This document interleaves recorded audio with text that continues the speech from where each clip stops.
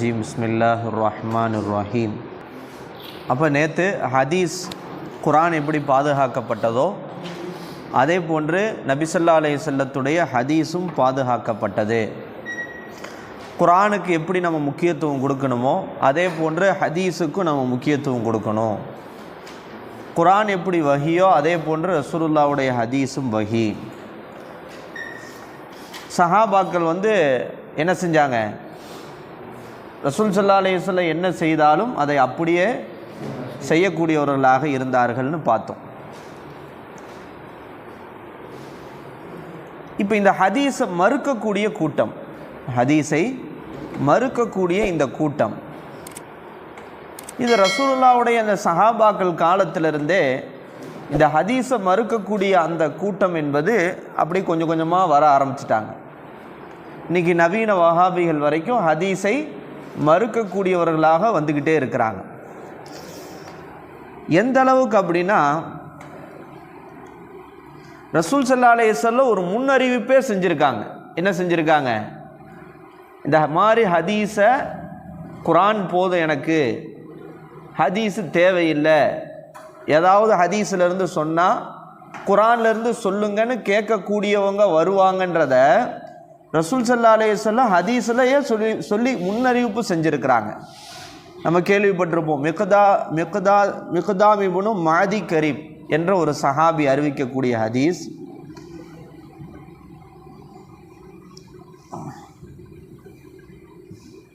ரசூல் ஸல்லல்லாஹு அலைஹி வஸல்லம் சொன்னாங்க, யூஷிகுர்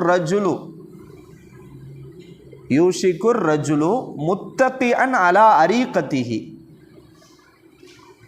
ஒரு மனிதர் தன்னுடைய இருக்கையில் சொகுசா அப்படி ஜம்முன்னு சாஞ்சிக்கிட்டு வருதில்ல, முத்தகியன் அலா அரீகத்திஹி, தன்னுடைய அந்த அரீகத் தன்னுடைய கட்டலிலே சொகுசாக சாய்ந்து கொண்டு என்ன சொல்வான்? யூ ஹத்திசு பி ஹதீஸு மின் ஹதீசி, நான் கூறிய ஒரு ஹதீஸ் ஒன்று எடுத்துரைக்கப்படும் அவன்கிட்ட. யுஹத்தசு பி ஹதீஸி மின் ஹதீஸி, ஒரு மனிதர் தன்னுடைய கட்டலின் மீது சொகுசாக அப்படி ஜம்முன்னு சாஞ்சிட்டு இருப்பார். அவரிடத்திலே என்னுடைய ஹதீஸிலிருந்து ஒரு ஹதீஸு எடுத்துரைக்கப்படும். ஏப்பா ரசூலுல்லாஹ் இப்படி சொன்னாங்க அப்படின்னு சொல்லப்படும். ஃபயக்கூலு, உடனே அவர் சொல்வார், என்ன சொல்வார்? எப்பா பைனனா பைனக்கும் கிதாபுல்லாஹ், எனக்கும் உங்களுக்கு மத்தியில் அல்லாஹ்வுடைய வேதம் குரான் இருக்குல்லப்பா, என்னத்தை போட்டு ரசூலுல்லாஹ் சொன்னாங்க அப்படின்னு சொல்கிறீங்கன்னு அவர் சொல்வார். என்ன சொல்வார்? ஜம்மு அப்படி கெத்தா அப்படி சாஞ்சிட்டு, ஹதீஸ்லாம் சொல்லாதீங்க, அதான் குரான் இருக்குல்ல, நமக்கும் உங்களுக்கும் மத்தியிலே அல்லாஹ்வுடைய கிதாப் இருக்கிறதே. மா வஜதுனா ஃபீஹி மின் ஹலாலின் இஸ்தஹலல்னாஹு. என்ன அர்த்தம்? குரானில் எது ஹலால்னு வந்திருக்குதோ அதை நாங்கள் ஹலாலாக்க தேடுவோம். இஸ்தஹலல்னாஹு. குரானில் எது ஹராம் வந்திருக்குதோ அதை மட்டும்தான் நாங்கள் என்ன செய்வோம்? ஹராமாக்குவோம் அப்படின்னு அவர் சொல்வார். இந்த நிலைக்கு அந்த மனிதர் சென்று விடுவார்.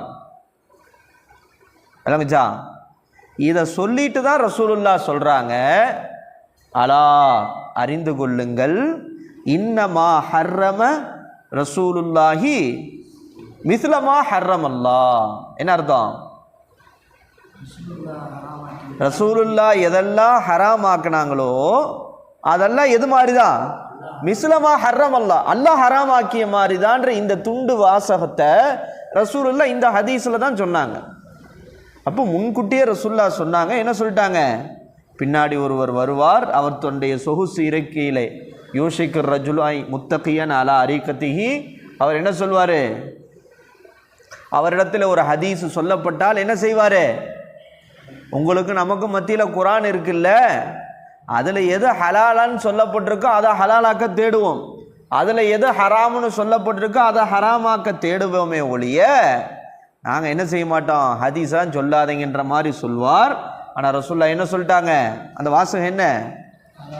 அலா இன்னமா ஹர்ரம ரசூலுல்லாஹி மிஸ்ல மா ஹர்ரமல்லாஹ். இந்த ஹதீஸ் வந்து திருமிதியிலையும் வருது, இப்னு மாஜாலையும் வருது, அபூதாவுதுலையும் வருது. இந்த 3 கிதாபுலையும் இந்த ஹதீஸ் வருது. திருமிதியில் 2666வது ஹதீஸில் போட்டிருக்கு. நீங்கள் என்ன செய்யுங்கன்னா இந்த ஹதீஸ் அசல் பிரதியில் எடுங்க. திருமதியுடைய ஷரஹ் இருக்குது அல்லது அபூதாவுது இருக்குது, எடுத்து அந்த அசல் கிதாபில் எடுங்க இந்த ஹதீஸை. ஓகேவா? அப்போ இதுலேருந்து என்ன தெரியுது?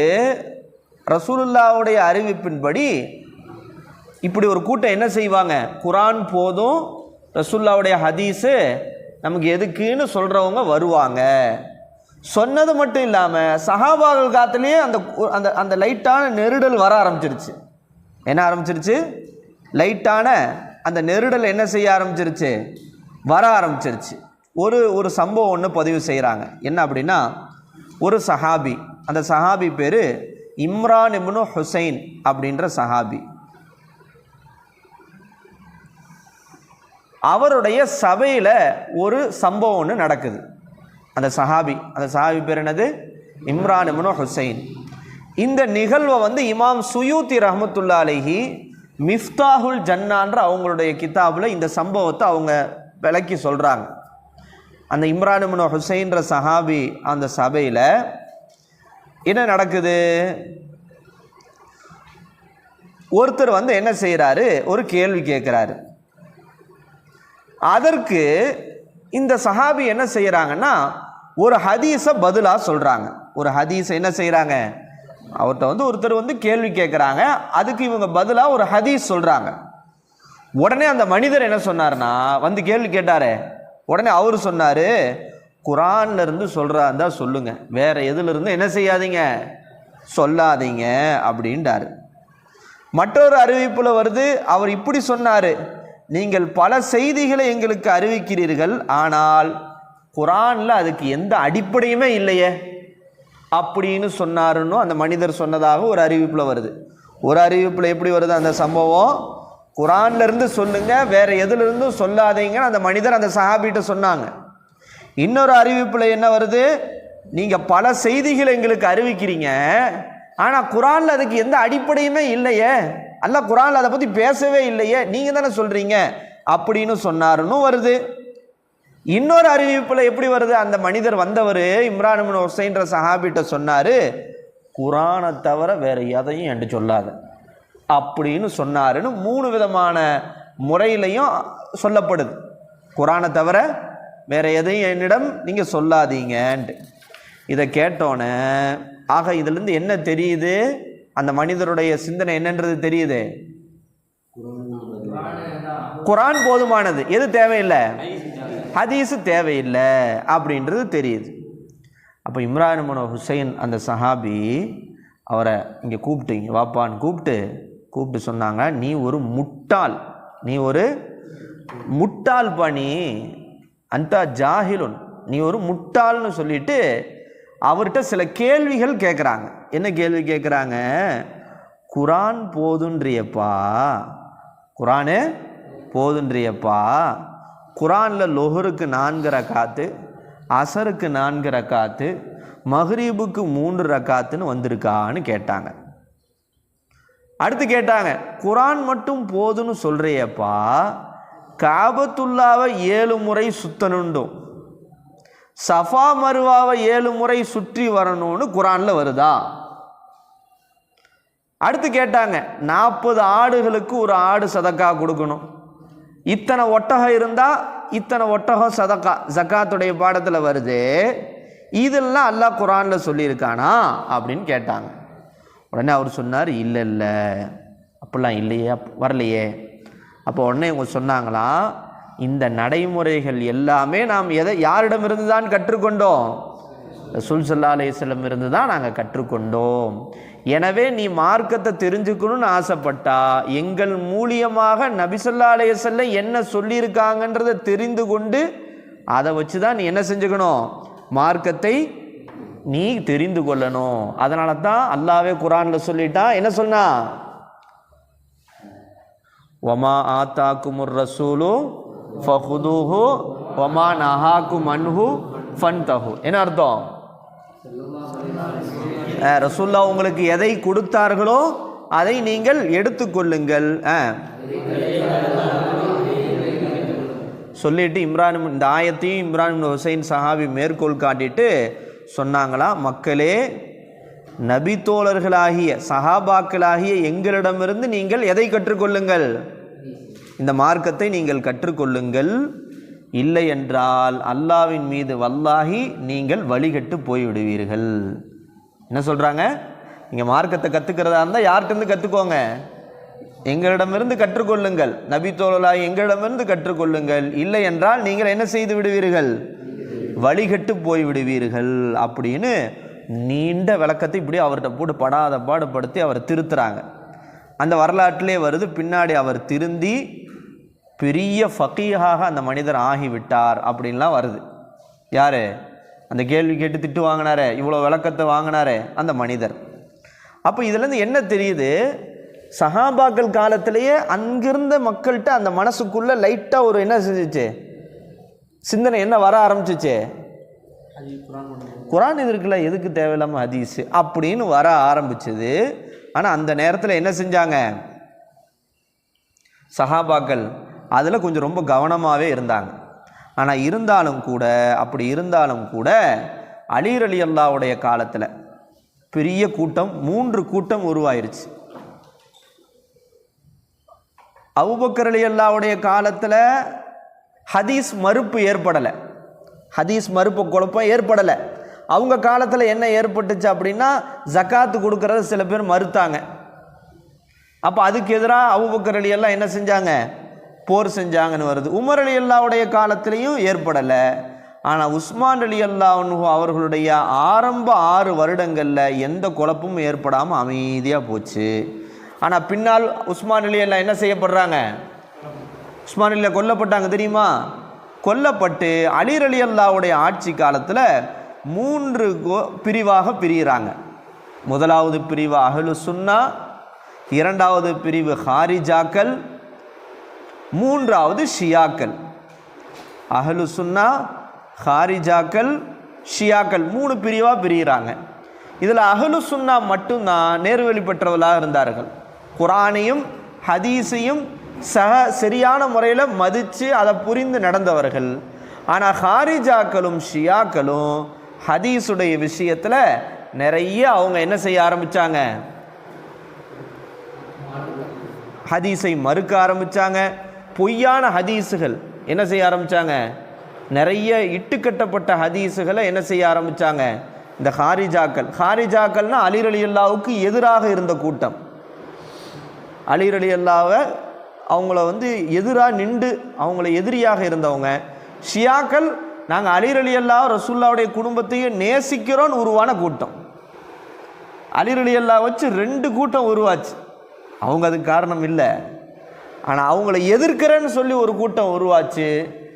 இல்லை இல்லை, அவங்கள நாங்கள் எல்லாரை விட நேசிப்போன்னு சொல்லி ஒரு கூட்டம் உருவாயிருச்சு. புரிஞ்சா? இவங்க இந்த ஷியாக்களும் ஹாரிஜாக்களும் ஏகப்பட்ட பொய்யான ஹதீஸுகளை என்ன செய்ய ஆரம்பித்தாங்க? இட்டுக்கட்ட ஆரம்பித்தாங்கன்னா பெரிய நிறைய தகவல்கள் இன்ஷா அல்லாஹ் நம்ம அந்த உசூல் ஹதீஸில் பின்னாடி நம்ம என்ன செய்வோம், அதை பற்றி உண்டான விஷயங்களை நம்ம பார்ப்போம். சரி, இப்போ அடுத்து சஹாபாக்களில் இப்போ இந்த ஹதீஸ் நம்ம இடத்துல சேருவதற்கு ரொம்ப ரொம்ப முக்கியமான இருந்தவங்க யார் தான்? யார்? சஹாபாக்கள் தான். அவங்க தான். இந்த சஹாபாக்களில் 3 விதமான பிரிவினர்கள் இருந்தாங்க. இந்த 3 பிரிவினர்கள் மூலியமாகத்தான் ஹதீஸ் நிறைய இருந்துச்சு. அதாவது ரசூலுல்லாவோட அதிகமாக கலந்திருந்த 3 பிரிவுகள். முதலாவது அஸ்ஹாபு சுஃபா. அஸ்ஹாபு சுஃபா திண்ணை தோழர்கள். ரசூலுல்லாவோட அதிகமாக கலந்திருந்த வாய்ப்பை பெற்றவர்கள் 3 பிரிவினர்கள். இந்த 3 பிரிவான சஹாபாக்கள் தான் ரசூலுல்லாவோட அதிகமாக கலந்திருக்கிற வாய்ப்பு பெற்றாங்க. அதில் முதலாவது அஸ்ஹாபு சுஃபா திண்ணை தோழர்கள். இந்த திண்ணை தோழர்களுடைய தலைவர் தான் யாரு? சையதுனா அபூ ஹுரைரா ரலியல்லாஹு அன்ஹு. அபூ ஹுரைரா ரலியல்லாஹு அவர்களே சொல்றாங்க, திண்ணை தோழர்கள்னா யாரு? ரொம்ப முக்கியமான வாசகம்.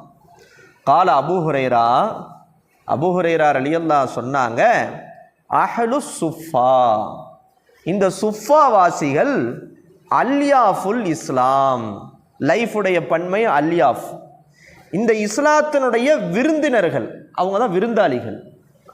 இந்த திண்ணை தோழர்கள் யாரு? அல்யாஃபுல் இஸ்லாம். ஏன் தெரியுமா அல்யாஃபுல் இஸ்லாம்? இவங்க இஸ்லாத்துடைய விருந்தாளிகள். ஏன் தெரியுமா? லா யஅவூன இலா அஹ்லின், அவர்கள் ஒதுங்க மாட்டார்கள். லா யஅவூன, யா அலிஃபு வாவு வாவு நூனு, லா யஅவூன இலா அஹ்லின். இப்போ குடும்பம் குட்டின்னு இருந்தால் தானே போகிறதுக்கு. அவர்கள் குடும்பத்தின் பக்கமும் செல்ல மாட்டார்கள். வலா மாலின், சம்பாதிக்கணும்னு போக மாட்டாங்க. வலா அலா அஹதின், வேறு யார்கிட்டையும் போக மாட்டாங்க. ரசூலுல்லாவேன்னு கதின்னு கிடந்தவங்க யாரு? அஸ்ஹாபு சுஃபா. அல்யாஃபுல் இஸ்லாம் லா யஅவூன இலா அஹ்லின் வலா மாலின் வலா அலா அஹதின். இது புகாரில் வரக்கூடிய ஒரு செய்தி, 6452வது செய்தி. இப்போ இந்த திண்ணை தோழர்கள் யார்? இந்த கூட்டத்துக்குள்ளே யார் இருந்தா அப்படின்னா, மக்காவிலேருந்து ஹிஜ்ரத் செஞ்சு மதீனாவுக்கு வந்தப்ப என்ன செஞ்சாங்க? அந்த சஹாபாக்கள் தங்க வைக்கப்பட்ட இடம் தான் அந்த சுஃபான்ற அந்த திண்ணை. ஹிஜ்ரத் செஞ்சு வந்துட்டாங்க, ஊரை விட்டுட்டு வந்துட்டாங்க, வேறு வழியே இல்லை. அப்போ எங்கே தங்கிறதுன்னு வந்தப்ப அந்த ஹிஜ்ரத் செஞ்சு வந்தவங்களை தங்க வச்ச இடம் தான் எது? சுஃபா. காலப்போக்கில் அங்கேயே என்ன செஞ்சு அங்கேயே தங்கிட்டாங்க. ஏன்னா எல்லா சொத்து பத்துக்கெல்லாம் எதுவுமே இல்லாமல் போச்சே, அம்போன வந்துட்டாங்க. புது நாடு புது ஊர், அப்படி அங்கேயே என்ன செஞ்சிட்டாங்க? அந்த திண்ணையிலே அவங்க வாழ்க்கையை அமைச்சுக்கிட்டாங்க. அங்கேயே இருந்து மார்க்கத்தை கற்றுக்கொண்டார்கள். அதுதான் அஸ்ஹாப். அந்த சுஃபாவுடைய அந்த இடம் தான் இஸ்லாத்தினுடைய முதல் மதரசா. முதல் மதரசா எங்கே ஆரம்பிக்குது? அந்த அஸ்ஹாபு சுஃபா தங்கி இருக்கக்கூடிய அந்த சுஃபா தான். அப்போ அவங்களுடைய கவனம் எதில் தெரியுமா இருந்துச்சு? குரானை கற்றுக்கணும், ரசூலுல்லாஹ்வுடைய ஹதீஸை கற்றுக்கணும். இதை தவிர அவங்களுக்கு வேற சிந்தனையே கிடையாது. குடும்பம், செல்வம், யாரா எதுவுமே கிடையாது. அவங்களுடைய நோக்கம் ரெண்டே ரெண்டு தான். குரான் என்ன செய்யணும்? நல்லா கற்றுக்கணும். ஹதீஸை நம்ம கற்றுக்கணும், ரசூலுல்லாஹ்வுடைய வழிமுறை. பின்னாடி என்ன ஆச்சு அப்படின்னா, மதீனாவில் இருக்கிற சில அன்சாரி தோழர்கள் அதில் வந்து ஜாயின்ட் ஆகிட்டாங்க. ஆஹா, நல்ல வழிமுறையாக இருக்கு, ஃபுல்லாக குரான் ஹதீஸே கற்றுக்கிறோம், வேறு ஃபுல்லாக எங்கே செஞ்சுட்டாங்க? சில பேர் ஆர்வத்தில் இருப்பாங்கல்ல, அவங்களும் அதில் வந்து ஜாயின்ட் ஆகிட்டாங்க. அப்படி ஜாயிண்டான அன்சாரி தோழர்களும் எதில் இருந்தாங்க?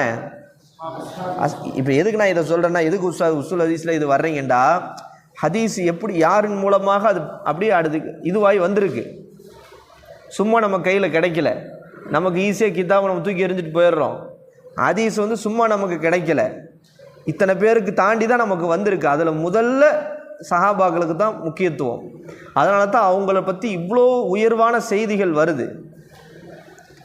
அந்த அன்சாரி தோழர்களும் வந்து என்ன செஞ்சிட்டாங்க? ஆஹா, ரசூலுல்லாஹ்வுடைய ஹதீஸை கற்றுக்கிறதா அப்படின்னு ஜாயிண்ட் ஆகிட்டாங்க.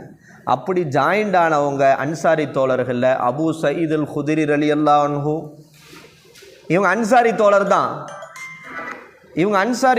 தான். ஆனால் இருந்தாலும் இதில் வந்து ஜாயிண்ட் ஆகிட்டாங்க. அன்ஹு ஹாரிஸ் இப்னு நுஅமான் ரலியல்லாஹு அன்ஹு, இவங்க ரெண்டு பேரும் அசலில் வந்து அன்சாரி. ஆனால் என்ன செஞ்சிட்டாங்க? இதில் வந்து என்ன செஞ்சிட்டாங்க? அஸ்ஹாபு சுஃபாவில் ஜாயிண்ட் ஆகிட்டாங்க. அது மட்டும் இல்லாமல் பல கபீலாக்கள்லேருந்து யாரெல்லாம் வெறித்தனமான ஆசை உடையவர்களாக இருந்தாங்களோ எல்லாரும் என்ன செய்ய ஆரம்பிச்சிட்டாங்க? எதில் வந்து ஜாயிண்ட் ஆக ஆரம்பிச்சிட்டாங்க? அஸ்ஹாபு. சரி, இவங்களுக்கு சாப்பாடு சோறு தண்ணிலாம் யார் கொடுப்பா அப்படின்டா, இவங்களுடைய பொறுப்பு வந்து அங்கே இருக்கக்கூடிய பணக்காரர்களுக்கு தான் அந்த பொறுப்பு. அவங்க தான் இவங்களை என்ன செய்யணும்? கவனிக்கணும். ஏன்னா அதனால தான் சொன்னாங்க அல்யாஃபுல் இஸ்லாம்ட்டாங்க, இஸ்லாத்தினுடைய விருந்தாளிகள். ரசூலுல்லாவும் அவங்கள என்ன செஞ்சாங்க? அந்த திண்ணை தோழர்களை எந்த அளவுக்கு அப்படின்னா, ஒரு போரில் என்ன ஆச்சு, ஒரு முறை என்ன செஞ்சது, கைதிகள் அடிமைகளாக ரசூலுல்லாவுக்கு கிடைச்சாங்க. இந்த செய்தி யாருக்கு தெரியுது? ஃபாத்திமா நாயகிக்கு அலி ரலியல்லாஹுக்கு கேள்விப்படுறாங்க. இப்போ ஃபாத்திமா நாயகி அலி ரலியல்லாஹு அனுப்பி வைக்கிறாங்க. எதுக்கு அனுப்பி வைக்கிறாங்க? வேலை செஞ்சு செஞ்சு கையெல்லாம் இதுவாயிருச்சு, ஏதோ ஒரு அடிமையை வாங்கிட்டு வான்ட்டு. அப்போ ரசூல்லா என்ன செய்கிறாங்க? சுப்ஹானல்லாஹ் 33 தடவை, அல்ஹம்துலில்லாஹ் 33 தடவை, அல்லாஹ் அக்பர் 34 தடவை ஓதுமா, தூங்குறதுக்கு முன்னாடி உங்க எல்லா கஷ்டமும் சரியாயிரும்னு சொல்லி அமுச்சு விட்றாங்களே. அப்போ அந்த நேரத்தில் ஏன் அடிமையை கொடுக்கலன்னா, ஏன்னா அந்த அடிமைகளை விற்று அதனால் பெறக்கூடிய பணத்தை வச்சு தான் இவங்களுக்கு செலவு செய்கிறாங்க. யாருக்கு? மகளுக்கு கூட என்ன செய்யலை? அடிமையை கொடுக்க மறுத்துட்டு அந்த அடிமைகளை விற்று அதில் வரக்கூடிய பணத்தை வச்சு இங்கே தன்னை இஸ்லாத்திற்காக விருந்தாளிகளாக இருக்கக்கூடிய, ஏன்னா மார்க்கத்தை கற்றுக்கொள்ளுறவங்க இவங்க இல்லைன்னா மார்க்கம் என்ன செஞ்சிடும்? இல்லாமல் போயிடும். அடுத்த தலைமுறைக்கு கொண்டு போய் சேர்க்க முடியாது, போய் சேராதே. யாரோ ஒரு கூட்டம் கற்றுக்கணும்ல, புரிஞ்சா? நம்மளும் அந்த மாதிரி நிலைமையில தான் இருக்கு. நம்மளும் கற்றுக்கல, நம்மளும் ஓதலை அப்படின்னா நம்ம அடுத்து நம்முடைய சந்ததிகள் யாருமே என்ன செய்ய மாட்டாங்க, பேருக்கு முஸ்லீமாக இருப்பாங்க. வாழ்க்கையில் என்ன இஸ்லாத்துடைய எந்த இதுவும் இருக்காது, புரிஞ்சா? அப்போ இப்போ இந்த கூட்டத்துடைய அமீர் தான் யார்? அபூ ஹுரைரா ரலியல்லாஹு அன்ஹு. ஆனால் அபூ ஹுரைரா ரலியல்லாஹு அறிவிச்ச ஹதீஸு 5374 ஹதீஸ் அறிவிச்சதாக வருது. எத்தனை ஹதீஸு? 374. ஆனால் இதில் பெரிய ஹைலைட் என்ன தெரியுமா? அவங்க ரசூல்லா கூட இருந்தது வெறும் 4 வருஷம்தான். 4 வருஷம்தான் கூட இருந்திருக்காங்க. அவங்க ரசூல்லாவோட ஜாயிண்ட் ஆனது வெறும் 4 வருஷம்தான் இருந்திருக்காங்க. ஆனால் அவங்க அறிவிச்ச ஹதீஸ் 5374. அப்படி ரசூலுல்லா அந்த டியூப் போட்டு உரிவாங்கன்னு சொல்லுவாங்களே தண்ணியை, அந்த மாதிரி ரசூல்லா உறிஞ்சிட்டாங்க ஹதீஸுகளை. எந்த அளவுக்குன்னா அபூ ஹுரைராவே சொல்கிறாங்க ஒரு செய்தி. என்ன சொல்கிறாங்கண்டா, கதிம்து அலா ரசூலுல்லாஹி ஸல்லல்லாஹு அலைஹி வஸல்லம் வஹுவ பி ஹைபர். நான் ரசூல்லாட்ட எப்போ தெரியுமா போனேன்? எப்போ? ஹைபர் யுத்தம் பின்னாடி தான் நடக்கு. அந்த டைமில் தான் போகிறேன். யார்கிட்ட? ரசூல்லாட்ட போகிறேன். வ அன யௌமஇதின் கது ஜித்து அலா சலாசீன. அந்த நேரத்தில் எனக்கு 30க்கு அதிகமாக வயசு இருந்துச்சு. 30 தாண்டிட்டேன். அந்த நேரத்தில் 30 தாண்டிட்டேன். நான் என்ன செஞ்சேன்? ஃபஅகம்து மஅஹு. அவங்களோடையே நான் தங்கிட்டேன். 30 வயசு தாண்டிருச்சு. 30 வயசுக்கு பிறகு நீ இருப்பியா? அவங்களோடையே நான் ஆயிட்டேன். எந்த அளவுக்கு தெரியுமா? ஹத்தா மாத்த. ரசூல்லா மௌத்தார வரைக்கும் எங்கேயுமே போகலை. என்ன செஞ்சுட்டாங்க? ரசூல்லாவோட தங்கிட்டேன் நான். எந்த அளவுக்கு தெரியுமா? அதூரு மாகு. அவங்கள்ட்டையே அவங்க கூடயே சுற்றிட்டு தெரிவேன். குட்டி போட பூனை சுத்தன்னு சொல்லுவாங்களே, அந்த மாதிரி ரசூல்லா பின்னாடியே சுற்றிக்கிட்டே இருக்கிறது. அதூரு மாகு. எந்த அளவுக்குனா ஃபி புயூத்தி நிசாயிஹி. ரசூல்லா மனைவிமா வீட்டுக்கு போய் பின்னாடியே போயிடுறது. ஏதாவது ஹதீஸ் கிடைக்குமா, ஹதீஸ் கிடைக்குமா, ரசூல்லா ஏதாவது சொல்லுவாங்களா, புரிஞ்சா? அது மட்டும் இல்லை, அஹதிமுஹு. ரசூல்லா கூட போகிறது, ஹிதுமத் செய்கிறது, பணிவிட செய்கிறது. அப்போ ஏதாவது ஒரு 2 ஹதீஸ் கிடைச்சா அப்படியே என்ன செஞ்சது, இப்படி மனப்பாடம் பண்ணிடுறது. இப்படி தான். வா அகுசு மாகு. அது மட்டும் இல்லை, அவங்களோட நான் போருக்கும் போனேன். ரசூல்லா போருக்கும் கூடயே போயிடுவேன் தொத்திட்டு. இப்படி போய் போய் எந்த அளவுக்கு தெரியுமா ஆயிட்டேன்? ஃபகுன்து அலமுன்னாசி ஃபி ஹதீஸிஹி. ஒரு கட்டத்தில் எப்படி ஆயிட்டேன்? மக்களிலேயே ரசூலுல்லாவுடைய ஹதீஸை மிகவும் அறிந்தவருடைய பட்டியலில் நான் தான் ஃபஸ்ட்டு, யாரும் இல்லை. எந்த அளவுக்குனா வல்லாஹி வக்கது வல்லாஹி, அல்லா மேல சத்தியமாக சொல்கிறேன், சில பேர் எனக்கு முன்னாடியே ரசூலுல்லாவுடைய சொஹபத்தில் வந்துட்டாங்க. நான் லாஸ்ட்டு தான் வந்தேன். லாஸ்ட்டு 4 வருஷம் தான் ரசூல்லா கூட இருந்தேன். ஆனால் பலர் என்ன செஞ்சிட்டாங்க, எனக்கு முன்னாடியே ரசூலுல்லாவுடைய சொஹபத்தில் ஆயிட்டாங்க. ஆனால் அவங்க கூட நான் ரசூலுல்லா கூட அதிகமாக அந்த 4 வருஷம் நெருங்கி இருந்து ஹதீஸுகளை தெரிஞ்சுக்கிட்டதுனால, ஹதீஸுன்னு வந்தால் எங்கிட்ட யார்கிட்ட தான் வருவாங்க? என்கிட்ட தான் வருவாங்க. யார் முதற்கொண்டு தெரியுமா?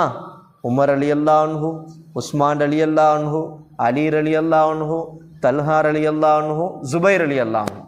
இவங்க எல்லாமே அஷரத்துல் முபஷ்ஷரால ஆரம்பத்தில் இஸ்லாத்தை ஏற்றவங்க. இவங்கெல்லாம் ஆரம்பத்தில் இஸ்லாத்தை ஏற்று சொஹபத்தில் முந்தி இருந்தாலும் கூட என்ன செஞ்சாங்க? ஹதீஸ்னா என்கிட்ட வந்துடுவாங்க. ஏன்னா அவங்களுக்கு தெரியும் முழு நேரமாக ஹதீஸை கற்றுக்கணும்னு இருந்தது நான் தான். இப்போ சஹாபாக்கள் எப்படி இருப்பாங்கன்னா எல்லா டைமும் கூட இருக்க மாட்டாங்க, எல்லாருமே ஒரு தொழில் செஞ்சாங்க. உமர் ரலியல்லாஹு விஷயத்திலே வருது, ஒரு நாள் சபைக்கு போவாங்களாம். அவங்க வீட்டு பக்கத்தில் ஒருத்தர் இருந்தார், அவரும் இவங்களும் அக்ரிமெண்ட் போட்டுக்கிட்டாங்க, நான் ஒரு நாளைக்கு வேலைக்கு போகிறேன், நீ அன்னைக்கு சபைக்கு போ, ரசூல்லா ஆயத்து என்ன இறக்கி இருக்குன்னு கற்றுட்டு வந்து எனக்கு நைட்டு கற்றுக் கொடுத்துரு, அடுத்த நாள் நீ வேலைக்கு போயிரு, நான் என்ன செய்ய ஆரம்பிச்சிடுறேன், நான் சபைக்கு போகிறேன், நீ வந்த பிறகு உனக்கு நான் கற்றுக் கொடுக்குறேன். இப்படி தான் சஹாபாக்கள் பல தொழில்கள் செய்து அப்படி இப்படி இருந்தாங்க. அப்போ என்றைக்கா ஒரு நாள் உதாரணமாக ஜும்மா அல்லது ஏதாவது மலை தொழுகை நடந்தால் அங்கே, அல்லது ரசூலுல்லாவுடைய பிரசங்கம் முக்கியமானது, ஹஜ்ஜத்துல் விதா, அரஃபாவுடைய நேரத்தில், இப்படி முக்கியமான நேரத்தில் தான் மொத்தமாக வந்தது. ஆனால் கூடையே இருந்ததுன்னு பார்த்தா அஸ்ஹாபு ஸஃபா, அதில் முக்கியமானவங்க யார்?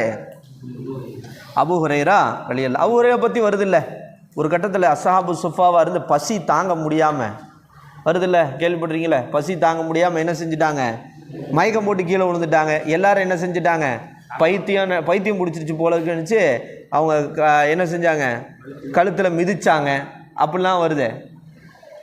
ஆனால் அபூ ஹுரைரா பின்னாடி வந்து என்ன சொல்கிறாங்க, ரசூலுல்லாஹ் வஃபாத்தானை பெரிய பணக்காரன் ஆகிட்டாங்க. அவங்க சொல்கிறாங்க, ஒரு காலத்தில் இப்படி நான் இருந்தேன், இன்றைக்கி பட்டு துணிகளால் மூக்கு சிந்துற அளவுக்கு அல்லாஹ் எங்கள் வாழ்க்கையை உயர்த்திட்டான் அப்படின்னு சொல்லுவாங்க. இப்போ அந்த மாதிரி புரிஞ்சா. ஆனால் அவங்க இருந்தது எத்தனை வருஷம்தான்? 4 வருஷம். ஆனால் அறிவித்த ஹதீஸ் வந்து எத்தனை ஹதீஸு? 5374 ஹதீஸ். ஓகேவா? நம்ம சொல்லிட்டே போகலாம். இவங்க இது ஒன்று, இது ஃபஸ்ட்டு அஸ்ஹாபு ஸுஃபா. ரெண்டாவது யார் அப்படின்னா ஹாதிமு ரசூலுல்லாஹி ஸல்லல்லாஹு அலைஹி வஸல்லம். சில சஹாபாக்கள் ரசூலுல்லாஹ் ஹிதுமத்தில் இருந்தாங்க, அவங்க ரசூலுல்லாவோட அதிகம் நெருங்கி இருந்தாங்க. எல்லாரும் நெருங்க முடியாது. ரசூலுல்லாஹ்ட்ட நெருங்கி இருந்தது அஸ்ஹாபு ஸுஃபா, அதில் அபூ ஹுரைரா. ரெண்டாவது பிரிவு யார் அப்படின்னா ஹாதிமு ரசூலுல்லாஹ். அந்த ஹாதிமு ரசூலுல்லாஹ்ல முக்கியமானவங்க யார்? அப்துல்லா அனஸ் ரலியல்லாஹு அன்ஹு. அதில் இன்னொருத்தவங்க அப்துல்லா இப்னு மஸ்ஊத் ரலியல்லாஹு அன்ஹு. அப்துல்லா இப்னு மஸ்ஊத் ரலியல்லாஹு அன்ஹு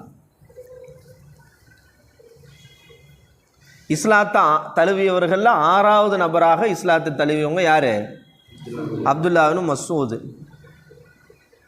அவங்க இஸ்லாத்துக்கு வரும்போது நமக்கு தெரியும் அந்த சம்பவங்கள்லாம், பால் கறந்து கொடுப்பாங்க, அப்படிலாம் வருது. அது தடவி கொடுத்து நீ புத்திசாலியான பையனாக இருக்கிறேன்னு ரசூலுல்லாஹ் பாராட்டுவாங்க. இவங்க என்ன செஞ்சாங்க தெரியுமா? இவங்க வேலை என்ன தெரியுமா? ஒரு ஹதீஸின்படி ரசூலுல்லாவுடைய மிஸ்வா குச்சி, ரசூலுல்லாவுடைய தலையணையை இவங்க தான் சுமந்து செல்வார்கள். ரசூலுல்லாஹ் எங்கே போனாலும் அது தூக்கிட்டு போவாங்க. இன்னொரு அறிவிப்பின்படி ரசூலுல்லாவுடைய செருப்பு, தலையணை, தண்ணீர் குவளையை சுமந்து செல்பவர்னு இவருக்கு சிறப்பு பெயர் உண்டு. அதே மாதிரி ரசூலுல்லாவுடைய கைத்தடியை என்ன செய்வார்? இவர் தான் கொடுப்பார், இவர் தான் வச்சுருப்பார். ரசூலுல்லாஹ் எங்கேயாவது போயிட்டு செருப்பு கட்டினா இவர் தான் கழட்டி விடுவார். கழட்டி விட்டு என்ன செய்வார்? ரசூலுல்லாவுக்கு அந்த குச்சியை கொடுப்பார். இந்த மாதிரி ஹிதுமத்தில் என்ன செஞ்சாங்க? யார் இருந்தா? அப்துல்லா இப்னு மஸ்ஊத் ரலியல்லாஹு அன்ஹு. எந்த அளவுக்கு ரசூலுல்லாவோட இவர் நெருங்கி இருந்தார்னா, பார்க்குறவங்களுக்கு என்ன நினச்சிக்கிட்டாங்கன்னா, அப்துல்லா இப்னு மஸ்ஊத் வந்து ரசூலுல்லாவுடைய குடும்பம்னு நினச்சிக்கிட்டாங்க. என்ன நினச்சிட்டாங்க? இவர் அடிக்கடி ரசூலுல்லா வீட்டுக்கு போயிட்டு வந்துக்கிட்டே இருக்கிறத பார்த்தோன்னே என்ன நினச்சிட்டாங்க? இவர் ரசூலுல்லாவுடைய குடும்பத்தை சார்ந்தவர் போல இருக்குது அப்படின்னு நினச்சிக்கிட்டாங்க. இந்த அப்துல்லா இப்னு மஸ்ஊத் ரலியல்லாஹு அறிவிச்ச ஹதீஸுடைய எண்ணிக்கை 840. என்னது? 840 ஹதீஸ் அறிவிச்சாங்க. இந்த சஹாபாக்கள் ஹதீஸ் அறிவிச்சவங்களில் 3 பிரிவாக பிரிக்கிறாங்க. முக்சிருன், முத்தவசித்துன், முகில்லுன். சஹாபாக்கள்ல ஹதீஸ் அறிவிச்சவங்களை 3 பிரிவாக பிரிக்கிறாங்க. முதலாவது பிரிவு முக்சிர். முக்சிர்னா என்னது? அதிகம் ஹதீஸை அறிவிச்சவங்க, அக்ஸர யுக்சிரு. முத்தவசித்துனா நடுத்தரமான எண்ணிக்கையில் அறிவித்தவர்கள். முகில்லுன்னா குறைவான எண்ணிக்கையில் ஹதீஸை அறிவித்தவர்கள். முக்சிருன், முத்தவசித்துன், முகில்லுன். முக்சிர்னா எவ்வளோ ஹதீஸு? 1000 ஹதீஸுகளை விட அதிகமாக அறிவிச்ச சஹாபாக்களை எந்த பட்டியலில் வந்துடுவாங்க? முக்சிர். 500க்கு அதிகமாக 1000-ஐ விட குறைவான ஹதீஸ் அறிவிச்சவங்க எந்த பட்டியலில்? 500க்கு மேலே 1000க்கு கீழே. முக்கில்லுன் அப்படின்னா 500க்கு குறைவாக அறிவிச்ச சஹாபாக்களுக்கு என்னது? முக்கில்லுன். இப்போ இப்னு மசூத் ரலியல்லாஹு இதில் வர்றாங்க, முத்தவஸ்ஸித்தில் பட்டியலில் வர்றாங்க. அப்போ அதே மாதிரி ரசூலுல்லாஹ்வுடைய ஹாதிமில் இன்னொருத்தவங்க யார்? அனஸ் ரலியல்லாஹு அன்ஹு, அவங்களும் நிறைய ஹதீஸ் அறிவிச்சாங்க. இது 2வது பிரிவு. 3வது பிரிவு ரசூலுல்லாஹ்வுடைய மனைவிமார்கள் மூலியமாக, அவங்க தான் ரொம்ப நெருங்கி இருந்தாங்க, அதன் மூலமாக. அதில் முக்கியமானவங்க யார்? ஆயிஷா ரலியல்லாஹு அன்ஹா. அவங்க எத்தனை ஹதீஸ்? 2210 ஹதீஸ் அறிவிச்சிருக்காங்க. எத்தனை ஹதீஸு? 2210 ஹதீஸ். அபூ மூஸல் அஷ்அரி ரலியல்லாஹு சொல்றாங்க, சஹாபாக்களாகிய எங்களுக்கு ஏதேனும் ஒரு நபி மொழியில் அறிந்து கொள்வதிலோ அதை விளங்கிக் கொள்வதிலேயோ சிரமம் ஏற்பட்டால், ஏதேனும் ஒரு நபி மொழியை அறிந்து கொள்வதிலோ அல்லது விளங்கிக் கொள்வதிலோ சிரமம் ஏற்பட்டால் நாங்கள் ஆயிஷா ரலியல்லாஹுவிடம் தான் கேட்போம். கேட்டோன்னா அவர்களிடம் எங்களுக்கு விளக்கம் கிடைத்துவிடும். எல்லா மனைவிமார்களும் ஹதீஸ் அறிவிச்சிருந்தாங்க. அதில் ஃபஸ்ட்டு ரொம்ப டாப் யார் தான்? ஆயிஷா. அதே மாதிரி சஹாபாக்களில் ஃபத்துவா கொடுத்த சஹாபாக்கள் இருக்காங்க. எல்லா சஹாபாக்களும் முஃப்தியாலாம் இல்லை. சஹாபாக்களில் ஒரு பிரிவு முஹத்தீஸாக இருந்தாங்க, ஒரு பிரிவு முஃப்தியாக இருந்தாங்க, ஃபக்கீஹாக இருந்தாங்க. அந்த மார்க்க தீர்ப்பு தரக்கூடிய முக்கியமான 7 சஹாபாக்களில் யாரும் இருந்தாங்க? ஆயிஷா நாயகி இருந்தாங்க. ஏன்னா நிறைய மசாலாக்கள் அவங்க மூலியமாக தான், திருமணம் சம்மந்தப்பட்டு அந்த ஹைது சம்மந்தப்பட்ட இந்த மாதிரி பாடம் அதெல்லாம் அவங்க மூலியமாக தான் சார். அப்போ ஆயிஷா நாயகி 2210. ரசூலுல்லாஹ்வுடைய மனைவிமார்களில் உம்மு சலமா நாயகி 380 ஹதீஸ் அறிவிச்சிருக்காங்க. எத்தனை ஹதீஸு? உம்மு சலமா. ஹப்ஸா ரலியல்லாஹு, அவங்க யார்? உமர் ரலியல்லாஹுடைய மகள் ஹப்ஸா, அவங்க ரசூலுல்லாஹ்வுடைய மனைவி. அவங்க 360 ஹதீஸ் அறிவிச்சிருக்காங்க. ஹப்ஸா 60. உம்மு ஹபீபான்ற அவங்க 65 ஹதீஸ் அறிவிச்சிருக்காங்க. உம்மு ஹபீபா 65. மைமூனா ரலியல்லாஹு அன்ஹா 76 ஹதீஸ் அறிவிச்சிருக்காங்க. மைமூனா. ஸைனப் பின்த் ஜஹ்ஷ், அவங்க 11 நபிமொழிகளை அறிவிச்சிருக்காங்க. ஜுவைரியா ரலியல்லாஹு அன்ஹா அவங்க 7 அறிவிச்சிருக்கிறாங்க. சஃபியா 10 ஹதீஸ் அறிவிச்சிருக்கிறாங்க. சௌதா ரலியல்லாஹு அன்ஹா அவங்க 5 ஹதீஸ் அறிவிச்சிருக்கிறாங்க. ஹதீஜா நாயகி மூலமாக 1 ஹதீஸ் பதிவு செய்யப்பட்டிருக்கிறது. உம்மு சலமா அவர்கள் மூலமாக 380 ஹதீஸு, ஹப்ஸா அவர்கள் மூலமாக 60 ஹதீஸு, உம்மு ஹபீபாவின் மூலமாக 65 ஹதீஸு, மைமூனா ரலியல்லாஹு அன்ஹா மூலமாக 76 ஹதீஸு, ஸைனப் பின்த் ஜஹ்ஷ் அவங்க மூலமாக 11, ஜுவைரியா மூலமாக 7, சஃபியா ரலியல்லாஹு அன்ஹா மூலமாக 10, சௌதா ரலியல்லாஹு 5, ஹதீஜா நாயகி மூலமாக 1 ஹதீஸு பதிவு செய்யப்பட்டதாக வந்திருக்கு. ஓகேவா? இந்த 3 பிரிவினர்கள் ரசூலுல்லாவோட அதிகம் நெருக்கத்திலே இருந்தவர்கள். இந்த 3 பிரிவினர்கள் ரசூலுல்லாவோட அதிகம் நெருக்கத்தில் இருந்தவங்க. ஓகேவா? சரி, முக்ஸிருல் ஹதீஸ் எத்தனை பேர்? மொத்தம் 7 பேர். மொத்தம் சொன்னோம்ல, முக்ஸிருன், முத்தவஸ்ஸித்துன், முக்கில்லுன். முக்ஸிர் எத்தனை பேர்? 7 பேர். அந்த முக்ஸிரான சஹாபாக்கள் அறிவித்த மொத்த ஹதீஸு 16770 ஹதீஸ் அறிவிச்சிருக்காங்க. அந்த 7 பேர் சேர்ந்து, அந்த 7 பேர் சேர்ந்து எத்தனை ஹதீஸ் அறிவிச்சிருக்காங்க? 16770 ஹதீஸ். அதில் ஒரு 4 பேர் 2000த்திற்கு அதிகமான ஹதீஸ் அறிவிச்சிருக்காங்க. முதலாவது அபு ஹுரைரா, எத்தனை? 5374. இப்னு உமர் ரலியல்லாஹு அன்ஹு 2630 ஹதீஸ்.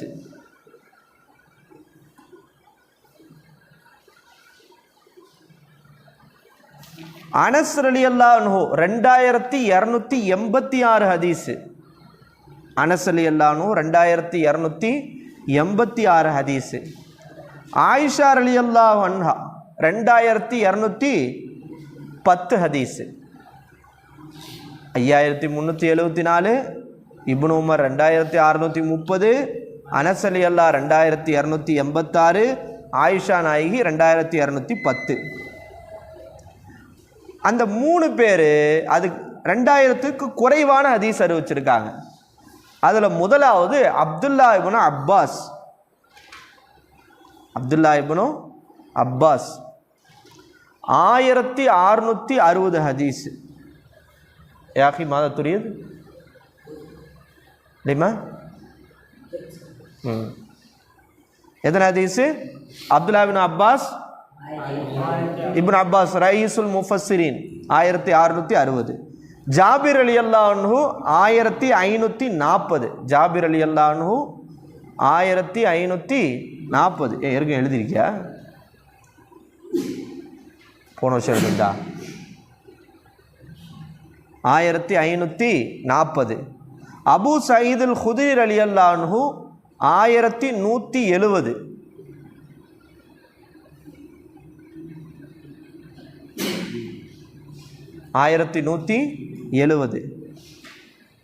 மொத்தமாக எத்தனை வருது? அவங்க 4 பேர் சேர்ந்து அறிவிச்சது 12400 ஹதீஸு. இவங்க 3 பேர் சேர்ந்து அறிவிச்சது 4370 ஹதீஸு. ஆக மொத்தத்தில் இந்த 7 பேரின் மூலமாக 16770 ஹதீஸு. ஓகேவா? சரி, இப்போ அடுத்து வந்து பார்த்தீங்கன்னா, இப்போ இதில் மெயின் கேள்வி 5374 ஹதீஸ் அறிவிச்சிருக்காங்க. ஆனால் 24 வருஷமாக கூடயே இருந்த அபூபக்கர் ரலியல்லாஹு அன்ஹு அவர்கள் வெறும் 142 ஹதீஸ் தான் அறிவிச்சிருக்காங்க.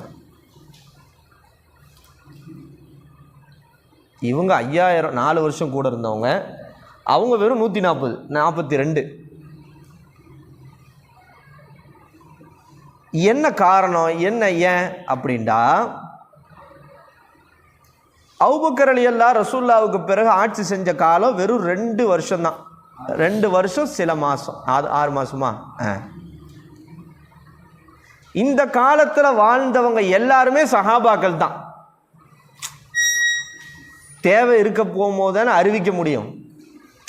இப்போ இந்த காலத்தில் வாழ்ந்த எல்லாருமே சஹாபாக்கள். உமர் ரலியல்லாஹு, அலி ரலியல்லாஹு, அஷ்ரத்துல் பஷரா. அப்போ ஹதீஸை அறிவிக்கணுன்ற தேவை இல்லை. எல்லாருமே ஆட்டோமேட்டிக்காக அவங்க மார்க்கத்தை பின்பற்றிட்டு தான் வந்துக்கிட்டு இருக்காங்க, ரசூலுல்லாஹ்வுடைய சஹாபாக்கள். அப்போ அறிவிக்க வேண்டிய தேவை அவங்களுக்கு ஏற்படலை. Point number 1. ஏன் கம்மியாக அறிவிச்சிருக்கிறாங்கன்றதுக்கு,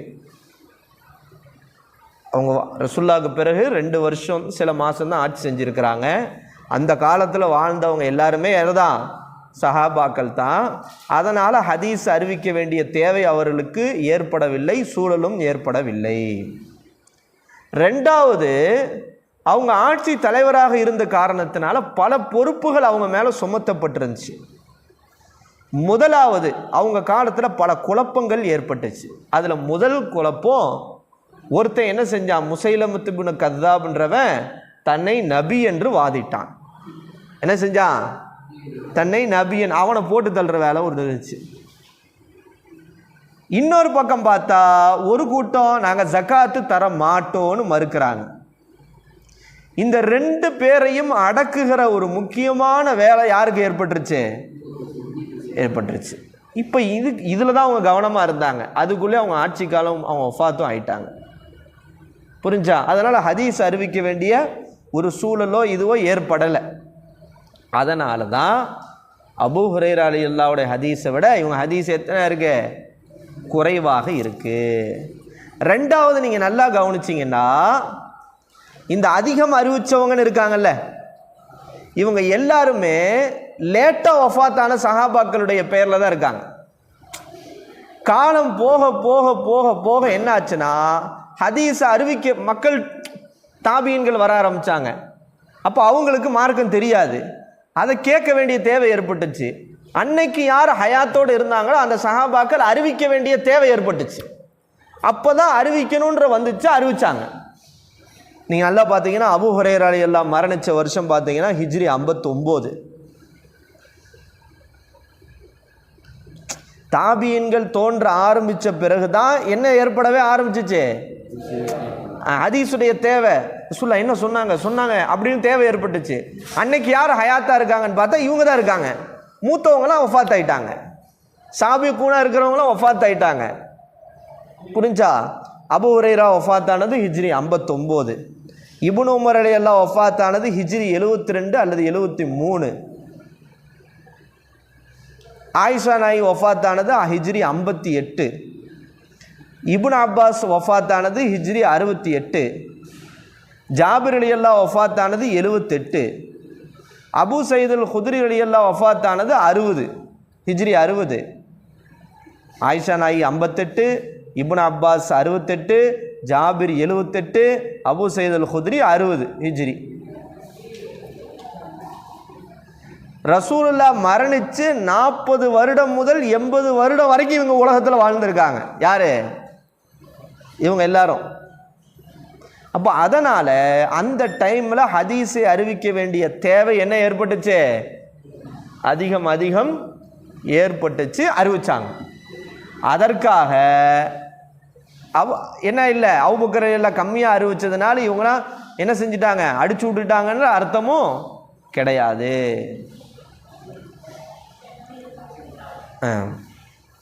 சரி, ஏன் அபூ ஹுரைரா, ஏன் மற்ற சஹாபாக்கெல்லாம் இல்லையா? அபூ ஹுரைரா மட்டும் ஏன் இவ்வளோ ஹதீஸ் அறிவிச்சாங்க அப்படின்னா அதுக்கு ஒரு 3 காரணம் சொல்கிறாங்க. என்ன சொல்கிறாங்க? என்ன கிதாப்மா, என்ன கிதாப்? அவங்கள்ட்ட இருந்த ஞாபக சக்தி, எல்லாருக்குமே மெமரி பவர் ஒரே மாதிரி இருக்காது. அவங்கள்ட்ட இருந்த ஞாபக சக்தி தான் அவங்கள அதிகமாக அறிவிக்கிறதுக்கு காரணமாக அமைஞ்சிச்சு. அந்த அளவுக்கு அவங்கள்ட்ட அல்லாஹ் வந்து என்ன செஞ்சிருந்தான், எழுதிலாம் வைக்கிறது இல்லை, அப்படி மெமரி தான். 2வது காரணம், மற்ற சஹாபாக்கெல்லாம் ரசூலுல்லாஹ் கூட போய் அந்த ஹதீஸை கேட்கறதுக்குன்னு ஒரு குறிப்பிட்ட நேரத்தை ஒதுக்குனாங்க. ஆனால் இவங்க நேரத்தை ஒதுக்கலை, இவங்க நேரம் ஃபுல்லாக எதுக்கு தான் ஒதுக்குனாங்க, ஹதீஸுக்காக தான் ஒதுக்குனாங்க.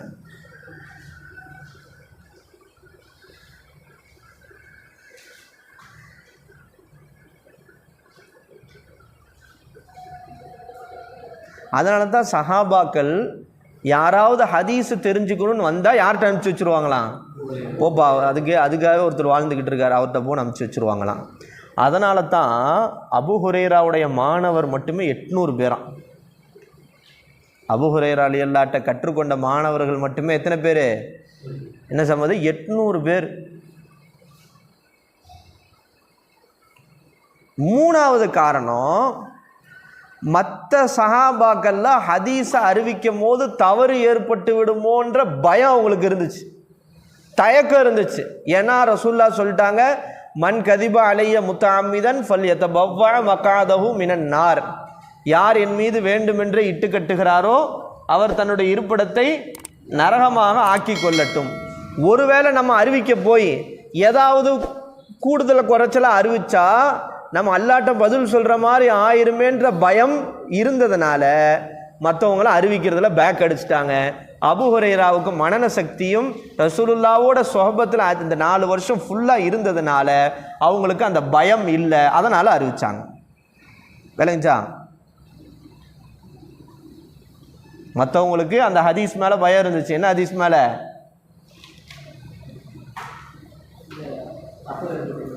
என்னது? மன் கதிபா அலைய முத்தஅம்மிதன் ஃபல்யதபவ்வா மகாதஹு மினன் நார், யார் என் மீது வேண்டுமென்று இட்டு கட்டுகிறாரோ அவர் தன்னுடைய இருப்பிடத்தை நரகமாக ஆக்கி கொள்ளட்டும். ஓகேவா? அதுக்கடுத்து உமர் ரலியல்லாஹு ஹதீஸ் விஷயத்தில் ரொம்ப கடுமையாகவே இருந்தாங்க. அவங்க எல்லாத்துலேயும் கடுமையானவங்க. அதே மாதிரி ஹதீஸ் விஷயத்துலையும் இப்போ அபூ ஹுரைரா அறிவிச்சுக்கிட்டே இருக்கியன்ற மாதிரி அவங்களுக்கு வந்து அதில் என்ன இல்லை, ஈடுபாடு, அவங்க இது இல்லை. ஏன்னா தவறு ஏற்பட்டு விடுமோ, எங்கே தப்பாக அறிவிச்சுட்டா பதில் சொல்ல வேண்டி இருக்குமேன்ற அந்த இது. அவர் உஸ்மான் ரலியல்லாஹு காலத்தில் குழப்பங்கள், அந்த இது அப்படி அலி ரலியல்லாஹு அப்படி போயிருச்சு. முறையாக ஹதீஸ் தொகுக்க வேண்டிய ஒரு சூழல் எப்போ ஏற்பட்டுச்சு, எப்போ ஆரம்பிக்கப்பட்டதுன்னா உமர் இப்னு அப்துல் அசீஸ் ரஹ்மத்துல்லாஹி அலைஹி காலத்தில் தான் ஏற்பட்டது. எப்போ ஏற்பட்டது? உமர் இப்னு அப்துல் அசீஸ் அவங்க காலத்தில் தான் இதுக்குன்னு அரசாங்க ரீதியாக ஒரு ஸ்டெப் எடுத்தாங்க. என்ன செஞ்சாங்க? அரசாங்க ரீதியாகவே என்ன செஞ்சாங்க? ஒரு ஸ்டெப் எப்போ எடுத்தாங்க? அலி ரலியல்லாஹு ஆட்சி காலத்தில் தான். பிறகு இரண்டாம் உமர் என்று சொல்லப்படுகிற உமர் இப்னு அப்துல் அசீஸுடைய காலத்தில் தான் எடுக்கப்படுது. அவங்க ஒரு 2 பேருக்கு இந்த பொறுப்பை கொடுத்தாங்க. யா ஷேக் லா தனம் ஃபஹ்சில் வஜ்ஹக், 2 பேருக்கு பொறுப்பு கொடுத்தாங்கம்மா. யாரு? உமர் இப்னு அப்துல் அசீஸை என்ன சொல்லுவாங்கன்னா முஜத்திதுன்னு சொல்லுவாங்க. முஜத்திதுன்னா யாருன்னு தெரியுதா? இடியா ஒரு 100 வருஷத்துக்கு ஒருத்தர் என்ன செய்வாங்க? ஒரு முஜத்தித் உருவாகுவாங்க. அவங்க என்ன தெரியுமா செய்வாங்க? இந்த மார்க்கத்தில் ஏற்பட்டிருக்கக்கூடிய தோய்வை சரி செய்யக்கூடியவர்களாக அல்லாஹ் அனுப்புவான். அந்த முஜத்தித் யாருன்னு வரும்போது முதல் முஜத்திதாக யாரை சொல்றாங்க? உமர் இப்னு அப்துல் அசீஸ் சொல்றாங்க. இஜ்திமால பேசினேன் அரிசது யாரு? குந்த நாய்மன் வலிதா நசீத்த ஃபதக்கிர் அபி உஸ்தாத் பேசினாங்க. அப்போ first Umar ibn Abdul Azeez முஜத்திதுன்னு சொல்கிறாங்க. ஏன்? ஹதீஸ் அறிவிக்கிற விஷயத்தில் முறையான ஸ்டெப் எடுத்தாங்க. என்ன செஞ்சாங்க? 2 பேரை நியமிச்சாங்க. ஒருத்தவங்க பேர் இமாம் இப்னு ஷிஹாப் அஸ்-ஸுஹ்ரி. இமாம் இப்னு ஷிஹாப் அஸ்-ஸுஹ்ரி. இமாம் இப்னு ஷிஹாப் அஸ்-ஸுஹ்ரி. ரெண்டாவது பேர் அபூபக்கர் இப்னு முஹம்மது இப்னு அம்ர் இப்னு ஹஸம்.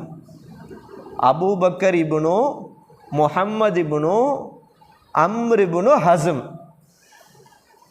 இப்னு ஷிஹாப் அஸ்-ஸுஹ்ரி ஒருத்தவங்க. ரெண்டாவது யாரு? அபூபக்கர் இப்னு அம்ர் இப்னு ஹஸம். இவங்க 2 பேருக்கு தான் பொறுப்பு கொடுக்குறாங்க.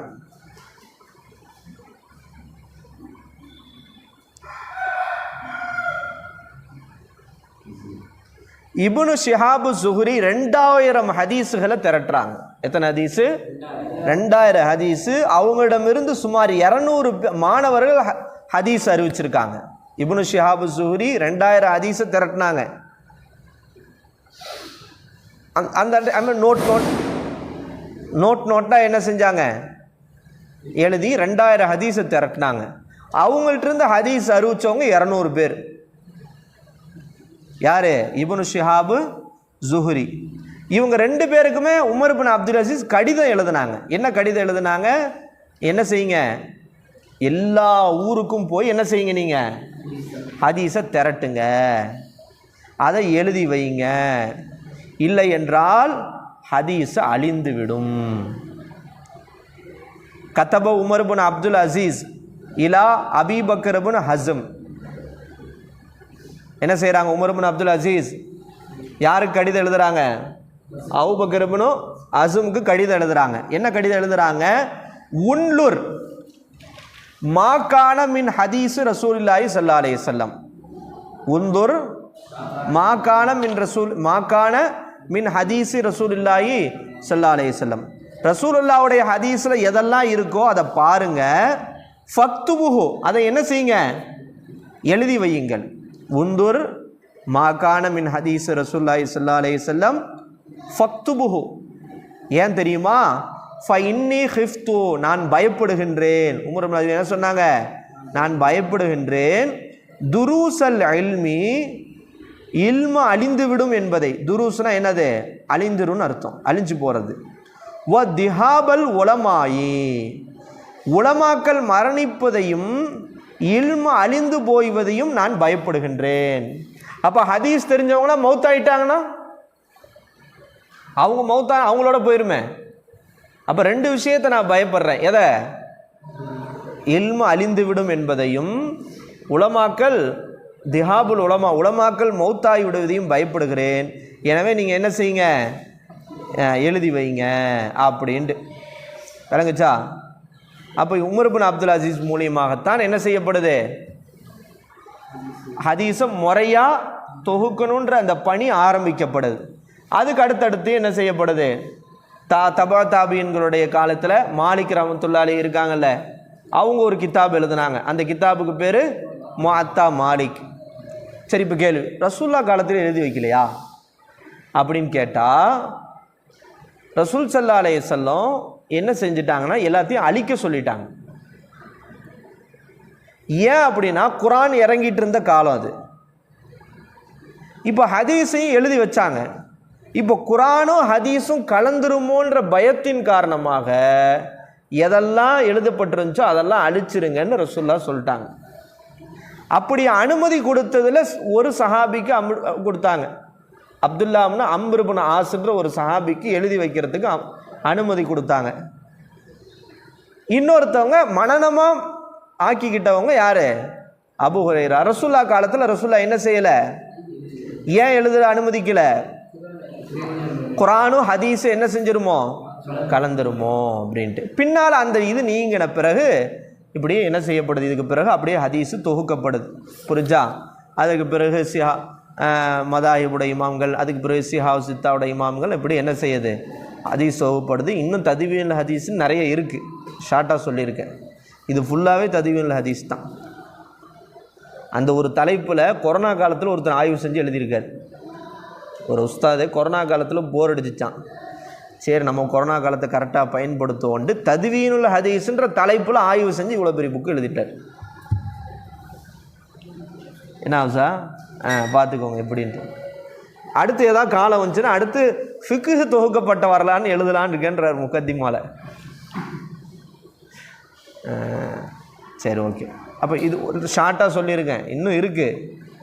நாலுலேருந்து இன்ஷா அல்லாஹ் பாடத்தை ஆரம்பிச்சிருக்கேன்.